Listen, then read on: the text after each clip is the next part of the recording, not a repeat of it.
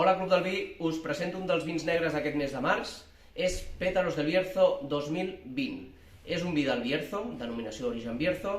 El Bierzo està situat a l'oest de Castella i Lleó, a tocar de Galícia, i és una zona on la varietat autòctona és la mencia, tot i que aquest vi està elaborat també amb un petit percentatge d'Alicante Buixet, que també és coneguda com Garnatxa Tintorera, i un petit percentatge d'una varietat blanca que desconeixem.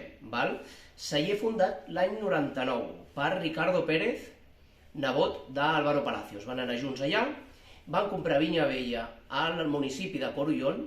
Corullón està just davant de Villafranca del Bierzo, un dels pobles més coneguts de la zona, i aquestes vinyes velles estaven en sols de pedra, en sols de pissarra, vinyes velles amb molt de potencial, i des de llavors elaboren aquests grans vins en una zona que fins que no van arribar ells i a principis de la dècada dels 2000 van començar a venir altres viticultors de renom i menys coneguts però de molta qualitat, doncs era una zona on es feien vins per ser consumits allà.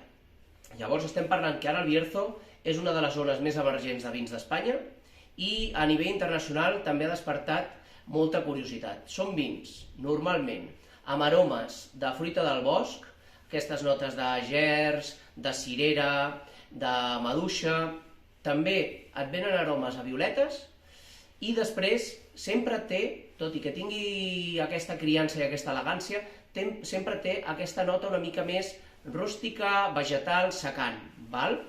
Recomanem obrir-lo una miqueta abans, perquè és una varietat una mica reductiva, que necessita una aireació, però després ja veureu que els seus aromes són bastant exuberants, estan molt xulos. I bé, són vins perfectes per carns, per embotits, molt bé, fins i tot per fer pop, per fer un peix potent i gras. I és un vi que ens agrada moltíssim, que volem compartir amb vosaltres i que ens digueu què tal. Així que salut!